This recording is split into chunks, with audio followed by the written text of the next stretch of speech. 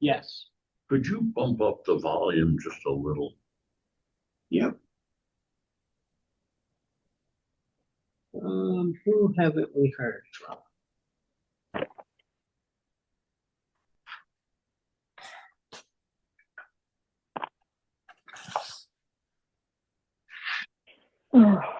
John Narowski, can you hear me? Yes, I can. Great.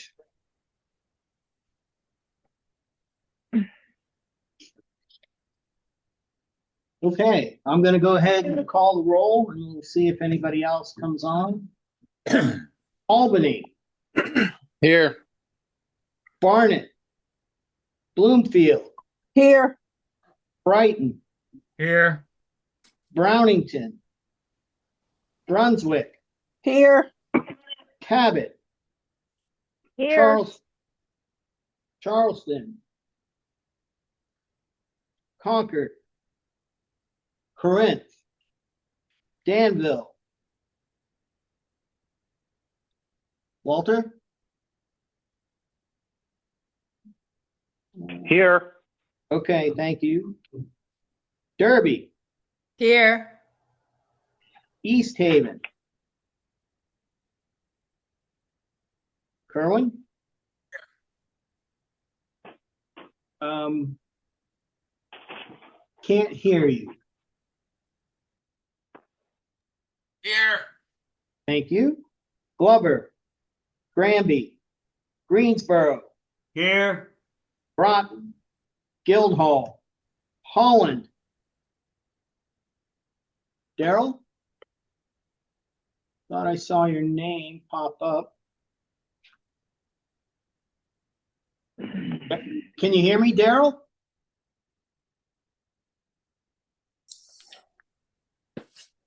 Oh, having trouble with audio. Send you a phone number. Try this, Daryl. 802-535-1336.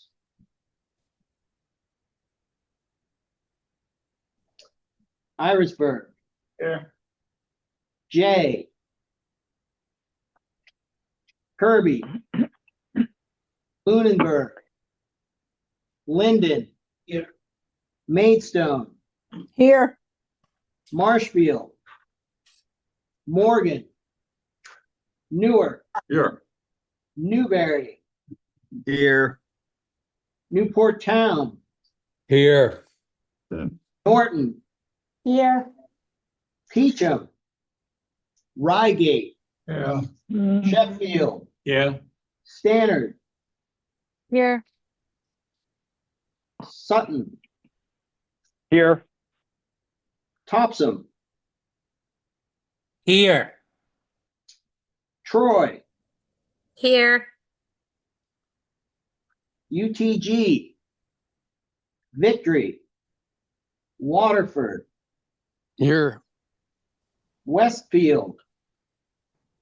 Westmore. Here. And Wheelock. Yeah.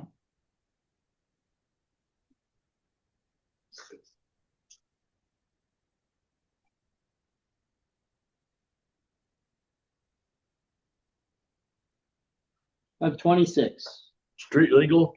Street legal at 23. Perfect.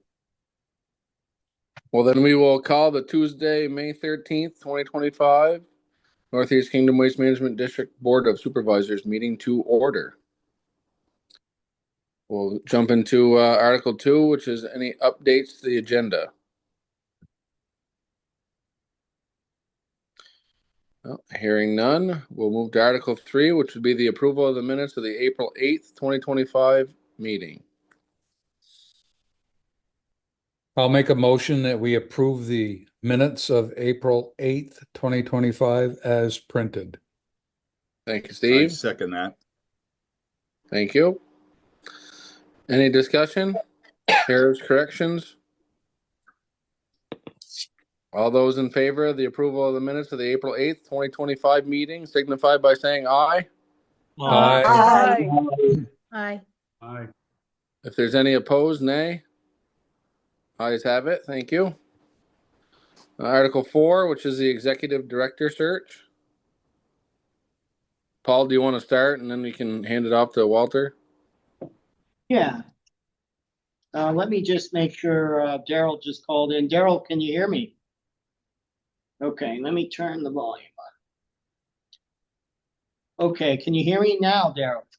Yeah. Okay, great. Great. And everybody can hear Daryl? Yep. Yes. Good. So, as far as the executive director search goes, the committee is still meeting. We're trying to meet every other week. We skipped around a little bit. Sometimes we've met a couple weeks in a row. I think we've had 3 meetings since the last time we had a board meeting. We have had some interest in the position, but the committee feels that I guess at this point in time that we'd still like to continue looking to see if we can get some stronger candidates. I don't know if anybody else on the committee has anything to add to that, but We'll let Walter. Walter chairs the committee, so we'll let Walter. Yes, Paul, I know you have it in the notes, but we did revise the job description to cater more on the business side than on the environmental side. We feel that we'll have a better selection of candidates, hopefully, to come forward.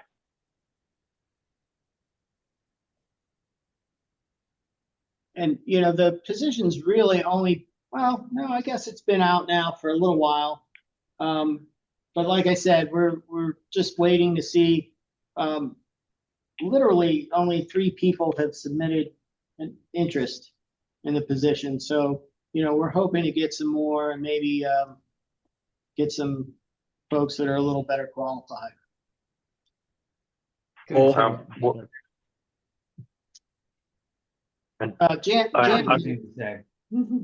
Yeah, would it be possible for us to see the ad or the information that we put together yeah, I can detailing the job? I can send that to the board. Because somebody might have, or a number of people may have critical comments to make that would affect the overall Sure. return on. Well, I do have a comment on that, Jan. Is that I believe the committee is doing its job doing that. And if we start to have all these other comments, it degrades what the committee is doing. We ask for volunteers for the committee, and we have 5 on the committee. And that's why we're a committee, is to be able to do this. I have no problems in everyone on the Board of Supervisors seeing the ad, but if it's now being taken out of our hands, it just degrades the whole idea of having a committee. That was not my intention. No, but I think Walter makes a good point. We submitted an ad. We waited a month. We got a couple of candidates. Now we've tweaked the ad. We got 1 additional candidate. I don't know how many more times we want to go through that process. We also, it's not just the committee, it's a consulting firm that's basically doing the heavy lifting on developing the ad as well. But, I don't see any reason why the board shouldn't see what we put out there. In fact, if you want to see what's out there, it's on our website, it's on our homepage. Okay. So you can click on that. Yeah. Yeah. It's been in the Cal Rec, it's been in the Chronicle, it's been in the North Star, it's been on the League of Cities and Towns website, it's been on the NRRA website, and a whole host of other places as well. So, looks like Ken has his hand up. Yes, I've commented on it. Should we take this to our town clerks and have them post it and discuss it? And maybe we get some more interest out, even if they might talk about it at their town select board meetings. It certainly wouldn't hurt to get the word out there. So yeah, if you'd like to do that, that I think could only be helpful. I mean, And we're then you all can- members of the organization, so we ought to take some responsibility here and help try to get some more interest in the job. And I believe the link allows you to pull that off of the website and print it as well, right, Paul? I think it does. Yeah, because I think if you click on it, it takes you to a PDF. And then Right. from there, there's the website of the consulting firm. You know, if people are interested, they can go there and contact them. We're not actually receiving inquiries, you know, at the district. So it would be easy for everybody to just call their town clerk or even just get a hold of them, call them and tell them that they can go right on there and print it off and hang it up if they want. Yeah, if they could post it on their town bulletin board, that would be great. I think those get quite a, you know, people look at those quite often. Did anybody else have any questions or comments? Steve Gray. I'm just curious, and this is probably a question for Jack and Paul X. They've been on the board for a long time. How many people applied when Paul interviewed? As I recall, Do you remember? there wasn't only maybe 3 or 4.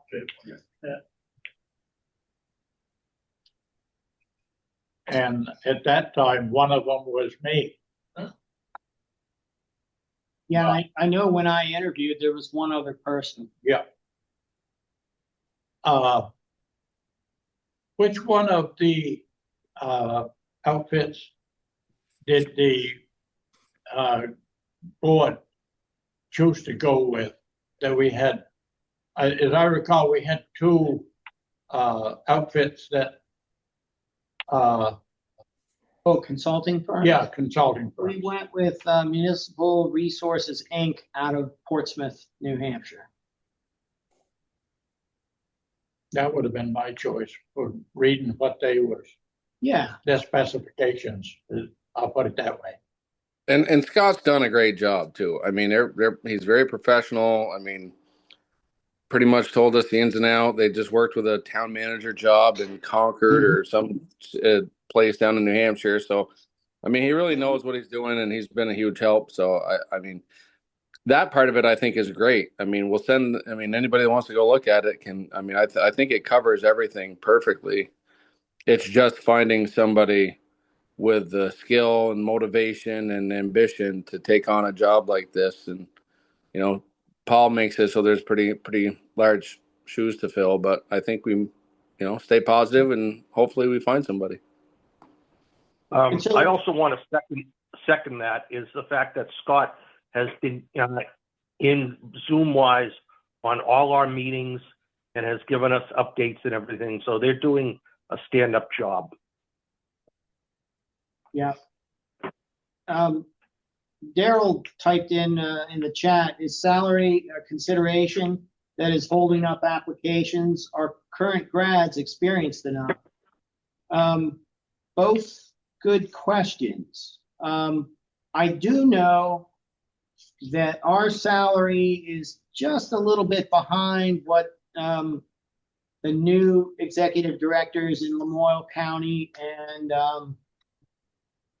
I want to say Central Vermont are receiving, but I don't think that's.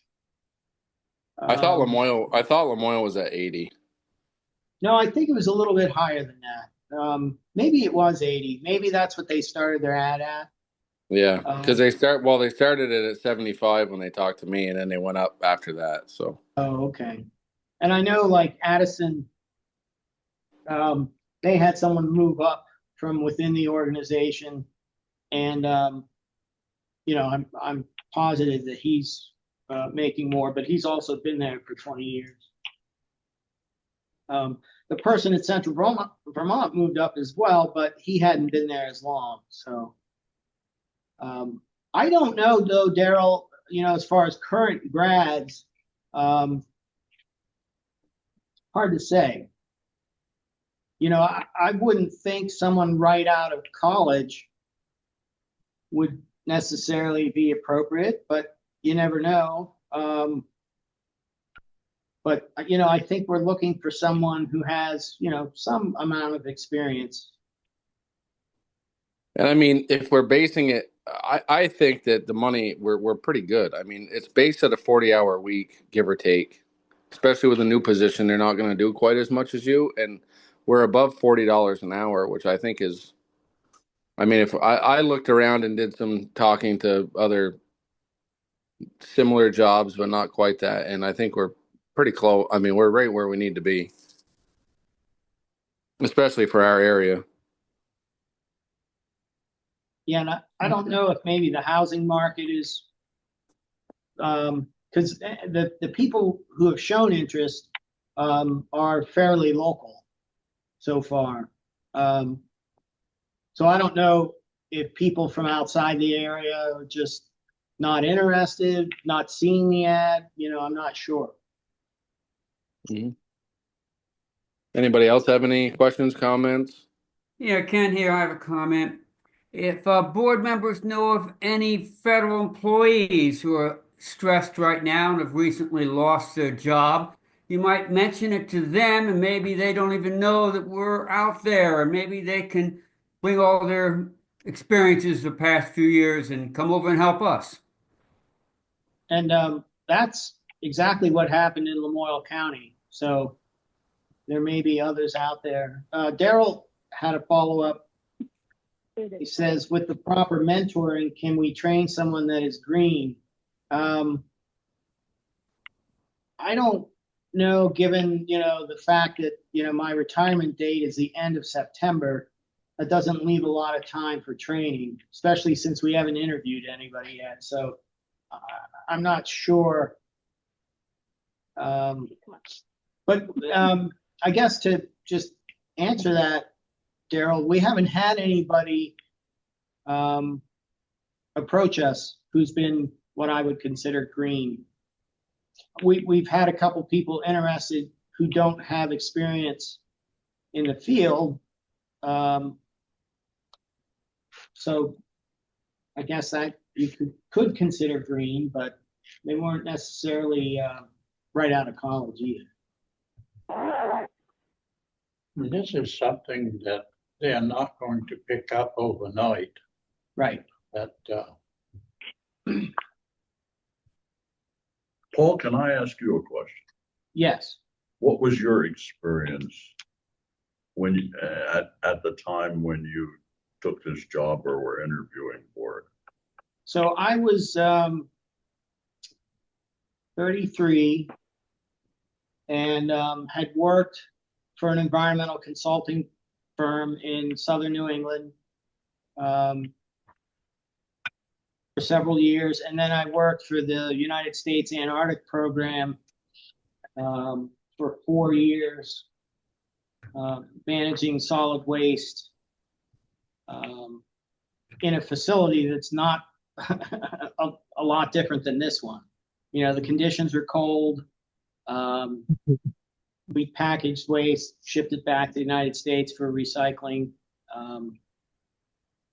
So, yeah, you know, I probably had about 8 years of. You had a lot of experience in this field. In this particular field, yes. As a manager, no. And I think, you know, looking back and looking forward actually too, that, you know, I think someone with managerial experience is probably needed for the organization at this point. And someone mentioned it too. I think that, you know, you can pick up a lot of the solid waste stuff. It's a lot of rules and regulations and things like that that are, you know, written. We have a solid waste plan we need to follow. And I feel like those would be the easy things. So those would be the things that if someone had managerial experience, in a, quasi-industrial setting, that we might pursue someone like that. Because, yeah.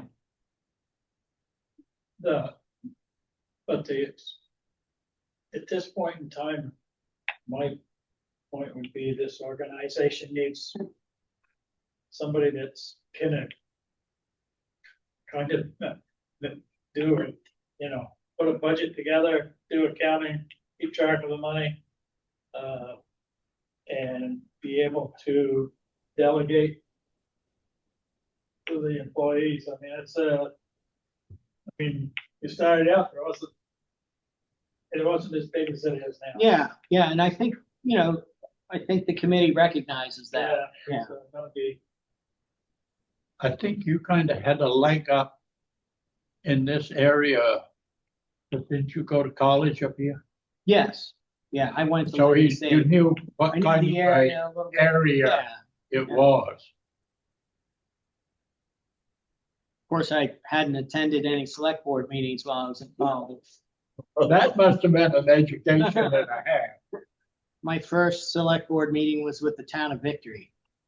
So I won't say anything more about that, but it was interesting for sure. And I have many interesting stories over the years with literally every select board. So You should write a book on your various interviews with select boards in the district. But the district has grown substantially since you came on board.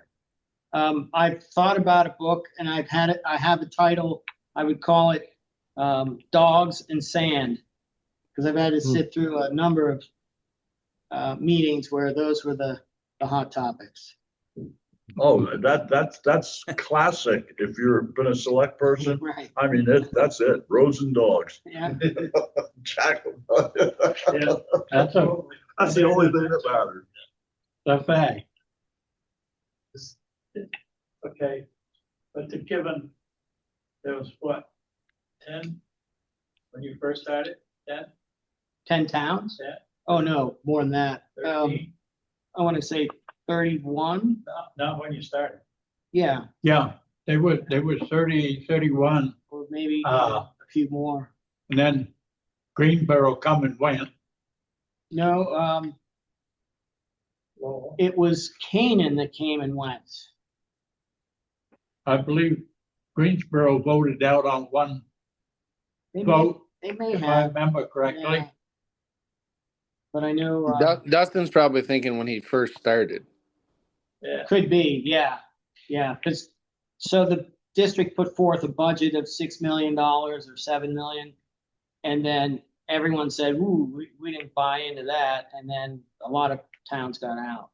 So it took time to get them back. Well, Irisburg was in and then we were out. Yeah. So I don't want to reminisce, but does anyone have anything else about the executive director search before we move on?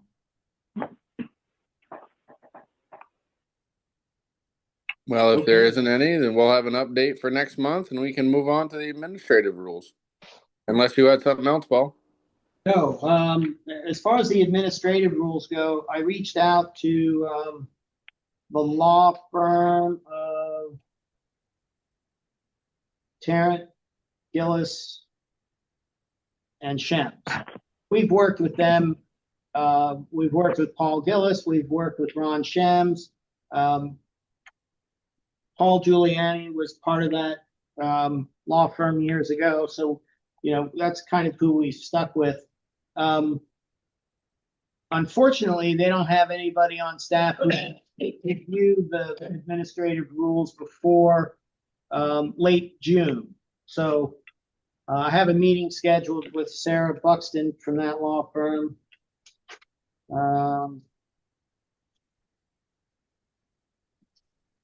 Scheduled for June 24th. And then I assume it won't be much longer after that. I'm hoping that we'll have something for the July meeting. Perfect. But that is moving, albeit slowly, but you know, it hasn't been forgotten. Ken, did you have something else? Your hand's still up. No, I just put it up. For those of us who don't know your lingo, give us one example. What is an administrative role? It's what most organizations would call personnel policies. So a specific one would be, you know, the start and stop time of the workday, paid time off allocation, things like that, reasons for termination, Thank you. all those types of things. Perfect. Anybody else have anything? Daryl wrote something else in the chat. Having retired from the Army, I'm sure that there's a MOS that has to do with dealing with waste. Any way that we have opened the door to recent retirees? Well, Daryl, I don't know what an MOS is. Memorandum of something, maybe? Military occupation. Oh, okay.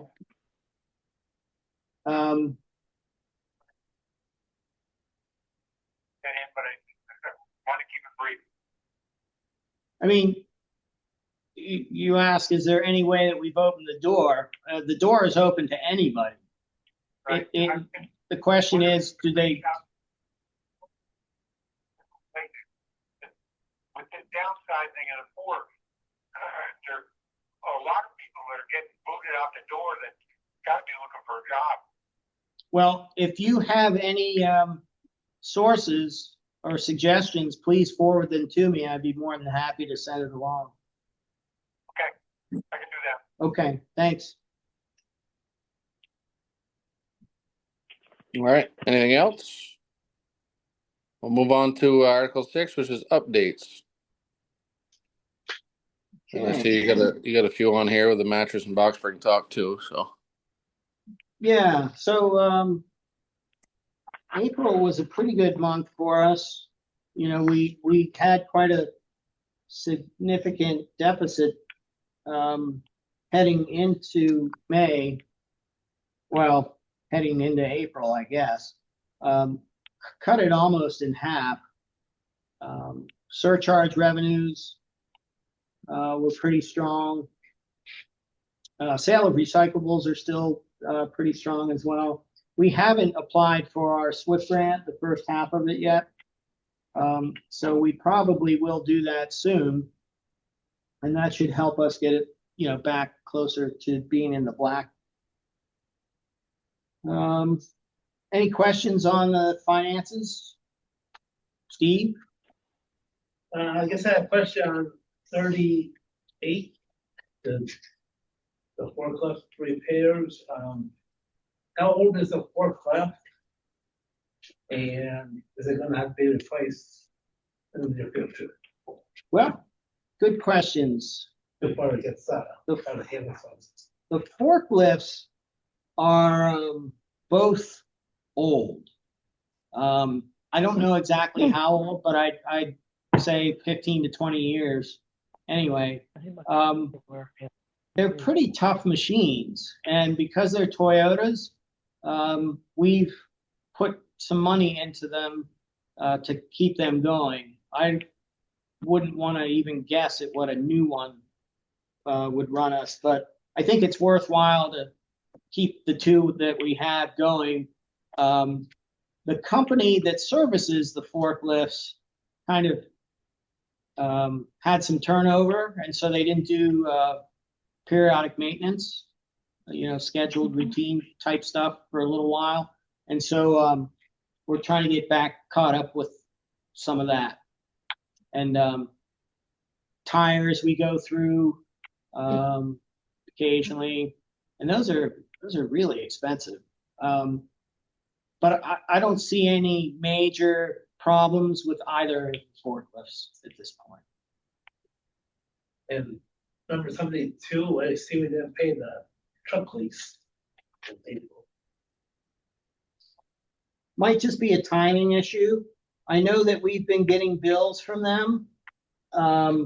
We got billed for a toll in West Virginia a couple months ago. And it was a truck that we had, but we had turned it back in, obviously. You know, we're nowhere near West Virginia. And for some strange reason, we can't get it taken off the bill. So I think Michelle's kind of dug her heels in and said, look, clear this up before we pay you anything, because we're not going to pay for the toll. There was something else too. They were billing us for something that they would typically bill someone who rents a truck, and we're leasing the truck. So some of those fees are already built into the lease. So we've had to, you know, call them out on that as well. So that might be holding up the lease payment as well. But, you know, the trucks are working fine. Just have little hiccups with the billing at this point. And I just, I don't want, 45, public official that says PC, is that property and casualty? I believe it is.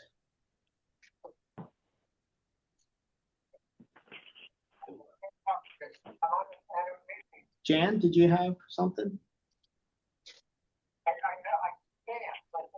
Did I have? Yeah, I had 60 personal equipment. We had a budget of 500 and we're at 1450 right now. I didn't know what was in that. I believe we paid for jackets for some of the guys, some of the newer guys. Typically, you work here for like 8 months, and then you know, if you last that long, and winter comes, we'll buy you a jacket. Okay. Usually embroidered, has the district Okay. logo on it. So that's what it probably is. Yeah, Okay. that seems kind of high, but So those since we're going are, into summer, we're probably not gonna have custom t-shirts. well, we have in the past purchased t-shirts, and there's been some interest because we haven't done that in a long time, but the t-shirts are far less expensive. Because we're buying Carhartt jackets that are right around $200 a pop. So I'm pretty sure that's what that is. I don't know what the $39.98 is, but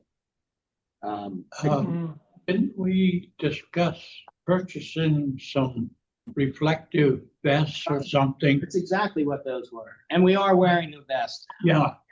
I believe Steve brought that up with the Yes. people working in the shop there, with having the vest. Yep. And then they said, They are bright. Yeah. And we've probably been wearing those now 3 or 4 weeks, maybe. at least 3. Yeah. Yeah. So yes, that's what the recent expenditure was, because they weren't that expensive. At least I want to say they were like $9 each. So it would be more than 39. 39 could be something else. Could have been like safety glasses in anticipation of the hazmat season. You know, we usually stock up on some Yeah. supplies like that. Yeah. That's only reasonable to have them readily available. And even with the vests and stuff, that, well. Yeah, I think the I best. don't see an individual for the state or anything out there without one on. Right. Well, and it helps identify our staff so that people have questions, they know who to go to. Mm-hmm. Any other questions on the financials? No, but you brought up household hazardous waste, so do you want to get into that schedule? Yeah. So our first event was in Newberry this past weekend. And just want to say a couple things about that. We did have to leave early. I think we left a few minutes past 11. So we would have been there 3 out of the 4 hours. You know, and people, we have had a couple calls for complaints. But, you know, when you explain to people, you can only fit so much on the truck.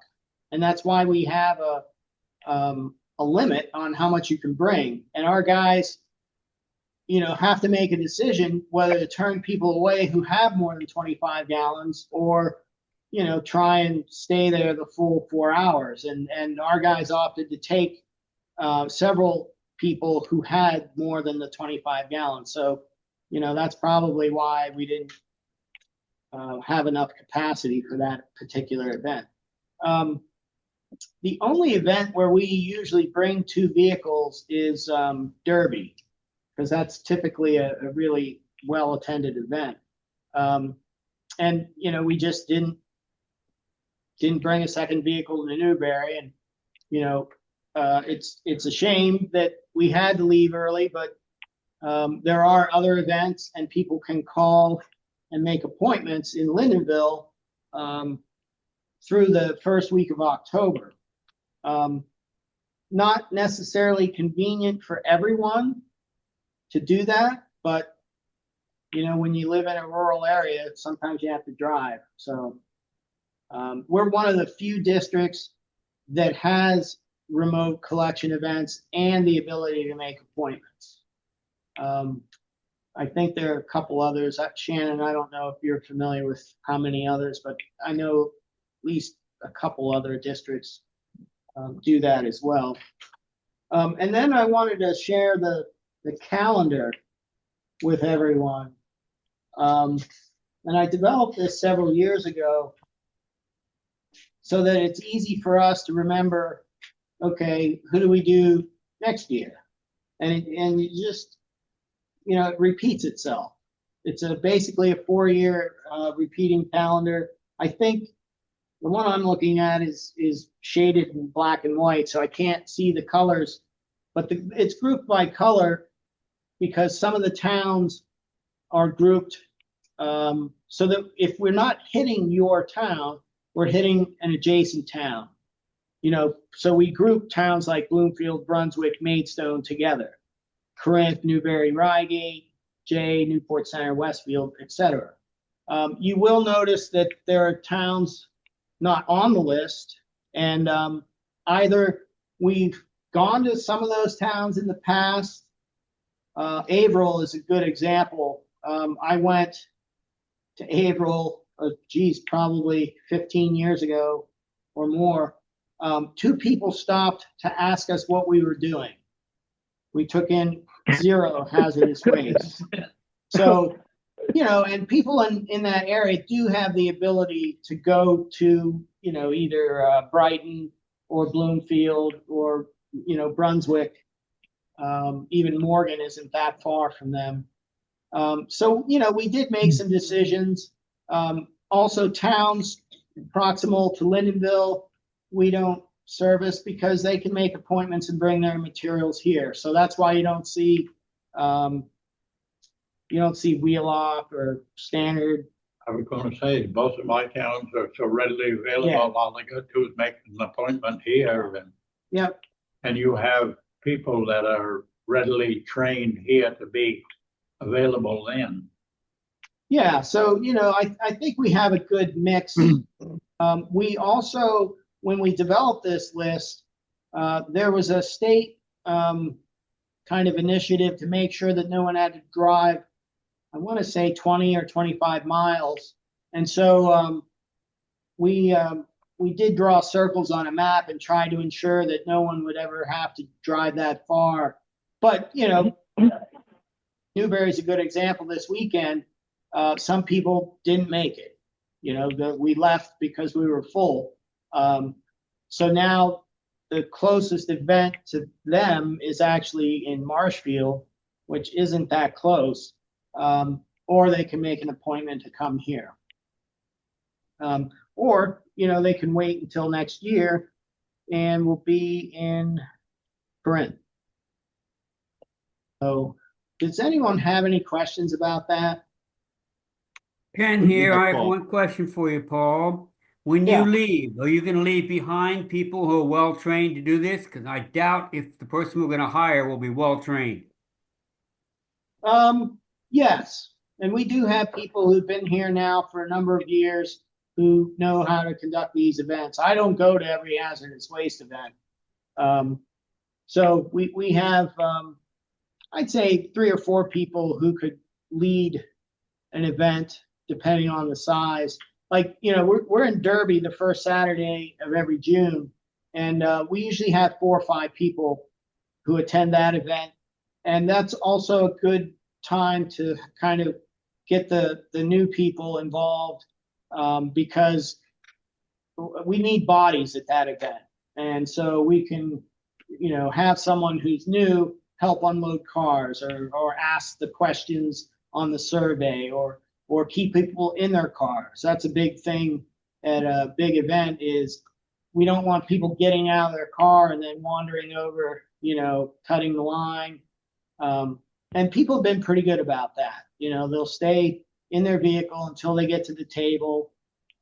Gives us a chance to see what people have, because the last thing that we want to have happen is someone walk up to our table and say, those are fluorescent light bulbs, those are taken over there, and then they get mad. Well, if they had stayed in their car, we could have told them and they could have driven around. But some people don't know the extent of what's accepted at hazardous waste events, or what's accepted at their facility on an ongoing basis. Things like motor oil and oil filters and light bulbs and batteries are accepted year round.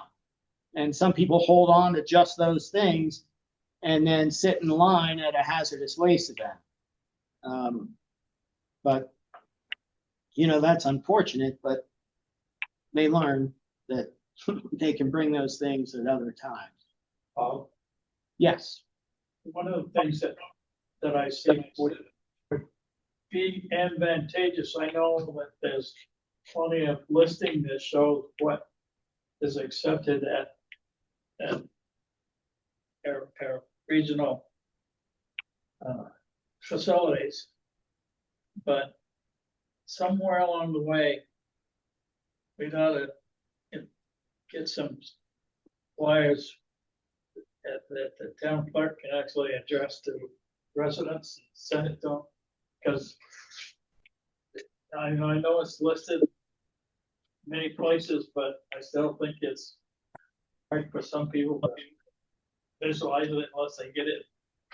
Yeah, and that's a tough one, because each town, if you click on our website on your town or any town, it pulls up a list of what's accepted at that facility on an ongoing basis. We also have the hazardous waste tab, and you can click on that, and it has items that are acceptable, and then sometimes, almost more importantly, things that aren't acceptable. But you're right, it's hard to get that in front of everyone. We try to get those flyers out to the host towns so that they can hand them out to people who are coming to that facility, but that doesn't necessarily get people from neighboring towns. I'd like to think that after, the district's been around longer than I've been here, I would like to think that people know that they have options to get rid of household hazardous waste at this point. But, they may not. I just don't know what more we can do that costs us an arm and a leg. A direct mailing is not going to be cheap. So, but putting things like that in an annual report, not just our annual report, but the town reports, that's always helpful if, that can be published in there. And we try and get that out so that towns can do that. Yeah. But this perpetual schedule. Some people don't even read that. Of course, yeah. This gives at least the supervisors the knowledge when someone says, hey, when are we going to have an event? They can go, I'll read down and it'll be in 2026 or 2027. And, just because it only goes up to 2031 doesn't mean that you can't look at the first one. Because it'll just keep. It just keeps rotating. Yeah, there's a pattern there. So, but yes, for the next 6 years, it's right there. And all I need to do for the next 6 years change the year at the top. Yep. So, any other questions about that? Hazardous waste? Ken here. What we do at our site is we keep double-sided printout of the hazardous waste papers. So anybody who asks, we immediately hand it to them, show them when they are available this year, and also go over with them what they can bring. Yeah, and that's an excellent way to do it. Keep flyers on hand at your facility, because those questions do come up, especially as the warmer weather approaches. Well, maybe we can segue from the hazardous waste events into the bulky day events coming up and what's going on with mattresses and box springs. Yeah. So, at the beginning of the year, we put out a request for proposal for hauling companies to provide the bulky waste services. And, so by February or March, those, we know who's going to haul in what town. So we got a little bit of a surprise in that after these things went out, we were notified, I want to say after the last meeting, that the price for box springs and mattresses, and we did talk about this. Shannon had some information and we had some information about what was happening with mattresses, and they are still being accepted, but the price is excessive. Yes. You can expect to pay $45 to $50 to get rid of a mattress. We've been encouraging people to dismantle them themselves, and we have a small, I think it's a 2.5-minute video on the website, shows a guy with a sheetrock knife just cutting the cover off, tearing it up, revealing the metal springs, which could then be thrown in scrap metal. And then you're left with about 2 30-gallon bags of cloth and foam that let's just say you pay $5 a bag. You'd pay $10 to get rid of that instead of the $45 to get rid of the entire mattress. When mattresses were only $20 or $15 to get rid of, probably didn't make a whole lot of sense to go through the effort, but I think it's worth the effort now to do that. And it is easy. Once in a while, you run into a mattress that's a little tricky, but I've done it myself. Because I want to be able to tell people, whether it was easy or not. And I've done it in under 20 minutes. So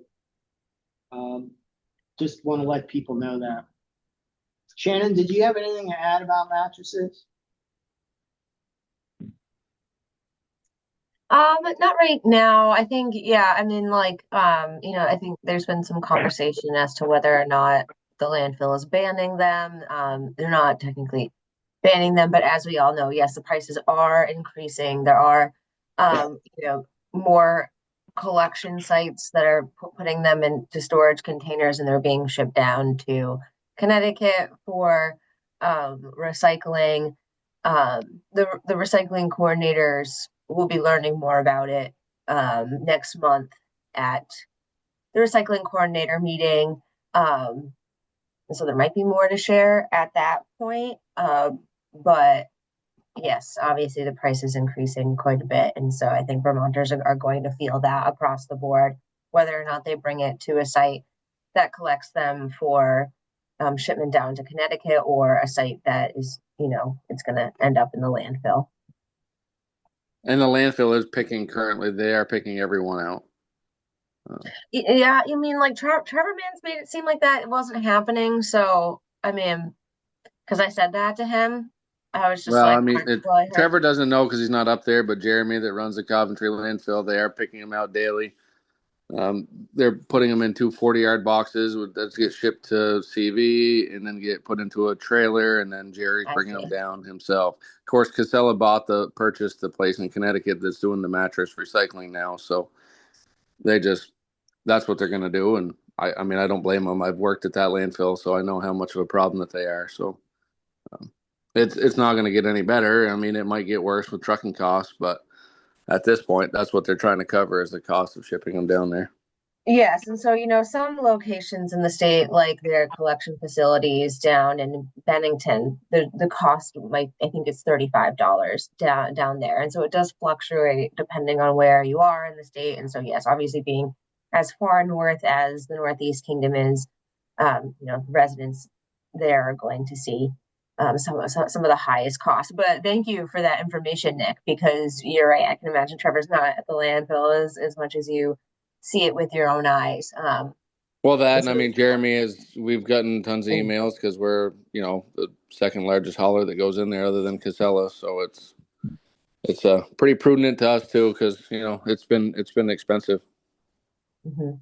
And I just want to emphasize, we sent a letter out to all the towns, not just the ones who have bulky, either ongoing bulky containers at their facilities or bulky events, scheduled for the summer and early fall.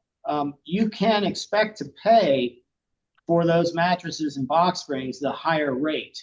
So just keep that in mind during your events, that if you charge during the event, a lot of towns don't, most accept donations, but to expect those fees for the mattresses and box springs, depending on how many you get, it might make sense to put them aside and, have somebody strip them. But, if you get more than half a dozen, that's going to take somebody, a fair amount of time to spend on that. But, again, the savings is clear. Now the price is so high. Ken, did you have something? Yeah. What do they do with all foam mattresses? They have no metal in them. I don't think those are an issue. Nick, do you know? No, it's all the same. Doesn't matter what they are. Doesn't matter at all. They're all the same. They're all getting treated the same, I believe.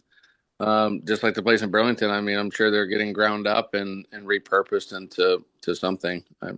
So. Well, that's really helpful. Yeah, so if you have just a foam, like a Tempur-Pedic mattress, I don't know what to tell you, because you can't dismantle that. It's foam. Put it in the attic. Or pay the $45 or whatever it is, I guess, to get rid of it. Yeah. I suppose you could cut it up and put it in a couple bags, but, Be mad before you get it done. yeah. Anything else on the box springs or mattresses? That's all I have. Perfect. Well, there's no more updates. We'll go into Article 7, which is any other business, which nobody has. No, I just want to say one thing. Oh, Steve has something. Just wondering if there's anything exciting or interesting going on at the district manager meeting. Well, the interesting thing is that the legislature is considering a couple of bills. One is, and Shannon, you can correct me if I'm wrong, EPR for household hazardous waste.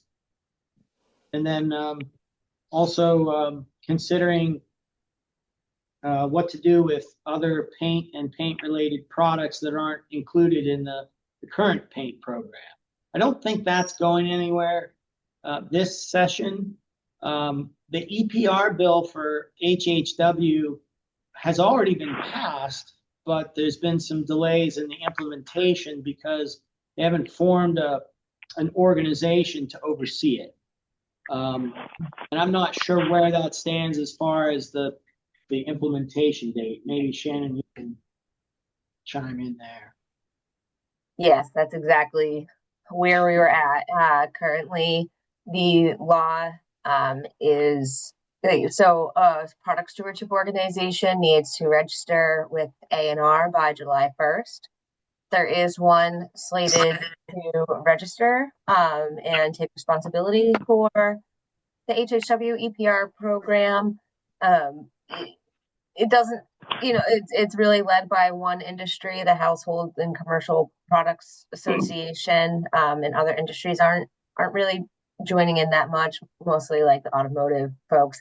And as Paul mentioned, the paint care people really want all paint related products to be taken out of the HHW APR law, and they want responsibility for them, which would mean that there is an advanced consumer fee, like a fee when you purchase paint related products like stripper and thinner. So that is being proposed in H319 right now. It is, if it passes out of the Senate Natural Resource Committee, it needs to go to the Finance Committee. And so, yeah, hard to say where it's going to end up this year. But if it does go through, it will push back the timeline of the HHW EPR law by 1 year, give the manufacturers a little bit more time to like learn how to shake hands. I just remember this is being recorded and I'm speaking, but like, it's been interesting. Yeah, and so that depends on where it's at, but municipalities will be seeing payments at some point in the future. The timeline might be adjusted as to when it starts, but yeah. Yeah, and just to kind of sum that up, the bill is to include more so that we pay less. The manufacturers would be paying for the collection and disposal costs. So rather than putting that burden on local government. So that's a good thing.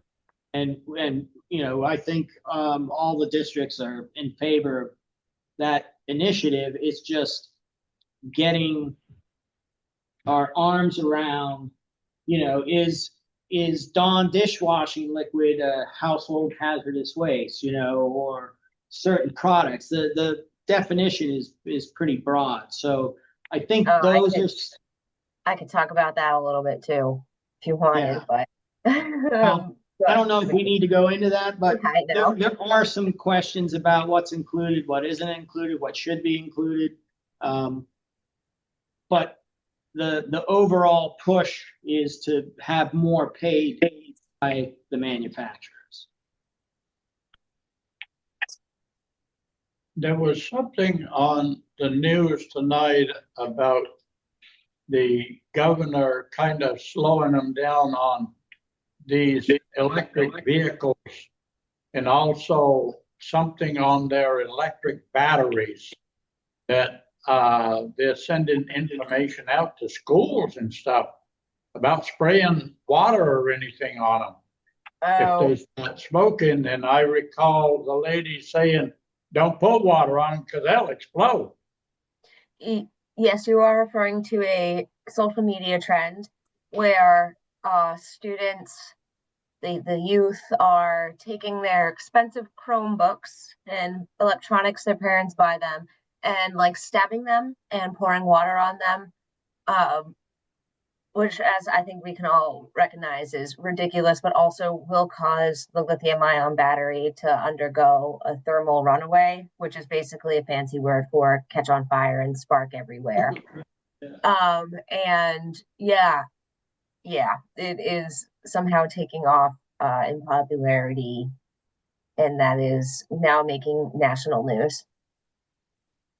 But there are issues with larger batteries and whether or not, because they weren't originally covered in the program that we participate in now, or as a state. And so some of these e-bicycles have larger batteries, and some like power equipment also has larger batteries now. And shipping is a big issue. So I think the push is now to try and figure out how to include those, but how do we address the shipping issues? And some larger batteries, if I'm not mistaken, have been included, but not all of them. Mm-hmm. And so like if you have a battery in like a Prius or some other car, don't ever take it out. Leave it in the car when you turn it in, trade it in, whatever, because once it leaves the car, the manufacturer doesn't maintain responsibility for it. We went back and forth with Volkswagen a couple of years ago, and they're like, well, you know, why wasn't it left in the car? Well, we're beyond that point now. It's out of the car. What do we do with it? And they're like, well, you can take it to this place in, I think it was Woods Hole, New Hampshire. I'm like, I'm not driving back to Woods Hole, New Hampshire. And then there was one company out in either Utah or Nevada that is recycling these batteries. So that's the other option. Well, and that's where Woods Hole was going to send the batteries. Actually, I think it was Falmouth. It's somewhere on the Cape. But it's a big problem. We have these battery operated cars, but we don't have a well-defined recovery system for them. And it's not just the cars, it's the bicycles and some of the larger power. Well, some of the Yeah. lawn equipment, some of that stuff, they're running 40, 60 volt batteries. Right. And those, you know, if you put them on a UPS truck and they catch fire, you know, it's a problem. Well, you've got everything from, I've got a battery powered whip that I use flipping around the house and stuff. That takes a 20 volt battery. Yeah. They also have battery operated lawnmowers, chainsaws, all that stuff now that old people like me have to have something that speed to, but You don't have to pull it, right? It's stuck. Right. Just grab the trigger and go. Yeah. Starts every time. So yeah, those are slowly making it into the program, but there needs to be some additional thought into how they're going to be shipped and who's going to take them and things like that. Yeah, and I will say, I think they're starting in like January, facilities are going to start getting like drums, drums, and all the batteries will be able to be mixed together. There'll be cell block, fire suppressant material. Like basically Brian won't have to sort batteries ever again. Right. He just has to put a layer of glass beads over the, and then more batteries. And then it's like a giant parfait for batteries. Yes, that's a good way to think about it. And currently the program does take up to batteries that are up to 11 pounds or 300 watts. I don't know how much 300 watts is, but that's certainly, I think it captures some medium format. Yeah. Yeah, let's start to get into larger batteries at that point.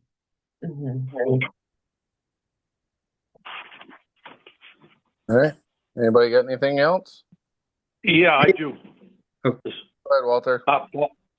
Paul, Scott sent us an email at 6:20, so if you could take a look at it, it'd be appreciated. Oh, okay. That's it. Awesome. Anybody else? No other Hey, business? this is Paul from the Caledonian Record. I just had one quick question. You were talking about state level legislation that might impact things. Is there anything on the federal level that either is or will affect what you do? Because there's been so many changes at the federal level, I can't keep track. So I don't know if there's anything that I'm missing that is affecting what you do or how you do it. I'm not aware of anything. I don't know, Shannon, if you're aware of anything. No. Yeah, no, there hasn't been any disruptions to state level worker legislation that I'm aware of.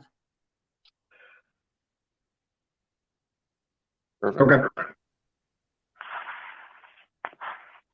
Awesome. All right. And I mean, if nobody has anything else, take a motion to adjourn.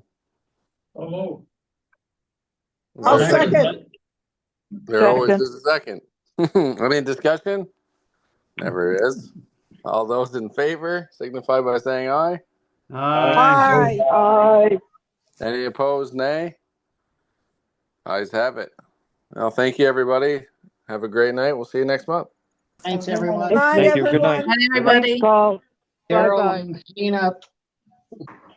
Yep, bye. Paul, are any, the succeeding meetings going forward, are we gonna be here?